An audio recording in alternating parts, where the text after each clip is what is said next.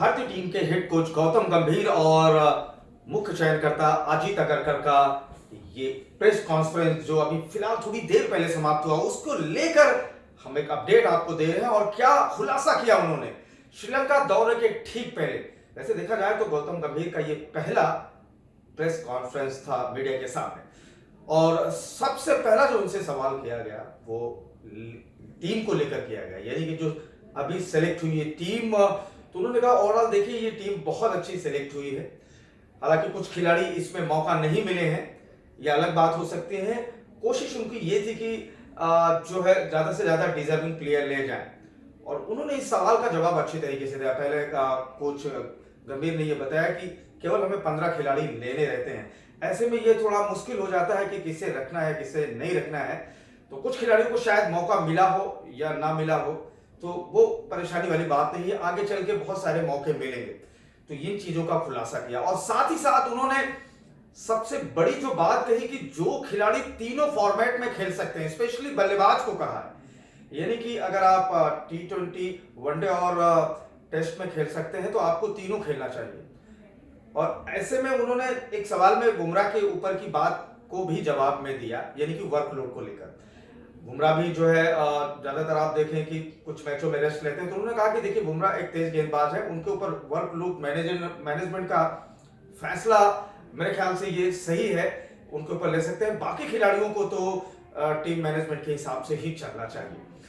और साथ ही साथ विराट कोहली और रोहित के प्रश्नों का जो जवाब दिया उन्होंने, वो बहुत ही सादगी के साथ दिया। उन्होंने कहा कि इनकी जो जगह है उसको फिलअप करना बहुत आसान नहीं है, खासकर T20 में। आप जानते हैं कि इन्होंने रिटायरमेंट की घोषणा कर दी है। तो मुस्कुराते हुए उन्होंने इन सवालों का जवाब दिया कि देखिए वो बहुत ही अच्छे प्लेयर हैं और उनके अंदर अभी बहुत सारी पोटेंशियल बाकी है, अच्छी क्रिकेट बाकी है। आने वाले समय में चैंपियंस ट्रॉफी में वो बहुत अच्छा कर सकते हैं। तो ऐसा नहीं कि उनकी क्रिकेट समाप्त हो गई, बहुत सारी क्रिकेट है और T20 में उनकी जगह भरना बहुत जरूरी है। रविंद्र जडेजा और अक्षर पटेल को लेकर जो सवाल था उस पर जवाब दिया कि इन दोनों को जरूरी नहीं कि एक फॉर्मेट में ही खिलाया जाए, और ऐसे में ये सवाल उन्होंने बहुत जो सवाल पूछा गया था ये अहम था, क्योंकि रविंद्र जडेजा इस स्क्वाड में नहीं है। तो उन्होंने कहा कि देखिए मुझे लगता है कि आने वाले समय में 1 महीने बाद 2 महीने बाद जब और भी दौरे होंगे तो उसमें टेस्ट को वरीयता दी जाएगी। तो टेस्ट में शायद हम देख सकते हैं कि वहां रविंद्र जडेजा नजर आ सकते हैं।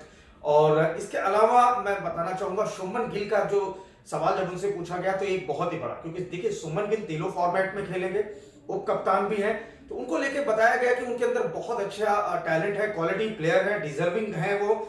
और ऐसे में जो फीडबैक आया है वो ड्रेसिंग रूम से भी आता है। तो ये चीजें जो है उन्होंने शेयर की।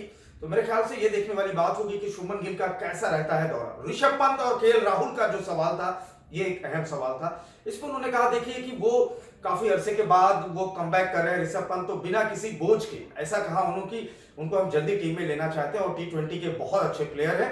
और KL राहुल के बारे में बताया कि उन्होंने पिछली जो क्रिकेट खेली थी वो बहुत अच्छी क्रिकेट खेली थी, स्पेशली इन वनडे। T20 में बहुत अरसे से नहीं खेल रहे, लेकिन देखना है कि उनको मौका जब मिलेगा तो कैसे भुनाते हैं। और साथ ही साथ एक अहम जो सवाल था अगरकर से जब पूछा गया कि कितना अहम हो जाता है रिंकू सिंह, ऋतुराज गायकवाड़, संजू सैमसन जैसे खिलाड़ी को वनडे में क्यों जगह नहीं मिली, तो बड़ी सादगी से उन्होंने भी जवाब दिया देखिए हमें 15 खिलाड़ी चयन करने रहते हैं और ये देखना रहता है कि हम जरूरी नहीं कि श्रीलंका दौरे के बाद यही टीम को हम आगे भी कैरी फॉरवर्ड कर सकते हैं। बहुत सारे खिलाड़ी इंजरी हो जाते हैं, कुछ फॉर्म जिनका फॉर्म गड़बड़ रहता है उस फॉर्म को लेके भी हम रिप्लेस कर सकते हैं। तो ये कंडीशन होती है जो अप्लाई होता है। जिनको नहीं मौका मिला है हमारी सहानुभूति उनके साथ है, आने वाले समय में वो कमबैक कर सकते हैं। तो ये प्रेस कॉन्फ्रेंस एक महत्वपूर्ण प्रेस कॉन्फ्रेंस रही श्रीलंका दौरे के पहले।